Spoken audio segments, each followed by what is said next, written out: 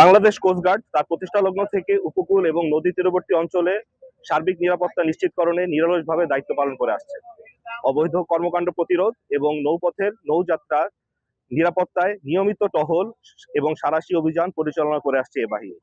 আসন্ন ঈদ উল ফিতর 2026 উপলক্ষে বাংলাদেশ কোস্টগার্ড পশ্চিম জোন খুলনা জেলার রূপসা, কয়রা, নলিয়ান, বাগেরহাটের জেলার মংলা, শরণখোলা এবং সাতক্ষীরা জেলার কৈখালীর গুরুত্বপূর্ণ লঞ্চ, খেয়া ও ফেরিঘাট সমূহে জননিরাপত্তা প্রদান সমূহের জন্য বিশেষ টহল, জননিরাপত্তামূলক মাইকিং, লিফলেট বিতরণ, সন্দেহজনক ব্যক্তি বা নৌযান সমূহে তল্লাশি এবং যাত্রী ব্যাগ স্ক্যান করা সহ অন্যান্য নিরাপত্তামূলক কার্যক্রম পরিচালনা করছে।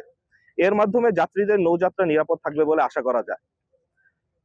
দুষ্কৃতিকারীরা যেন কোনো ধরনের নাশকতামূলক কর্মকাণ্ড পরিচালনা করতে না পারে, এর জন্য সদা তৎপর রয়েছে কোস্টগার্ডের প্রতিটি সদস্যবৃন্দ।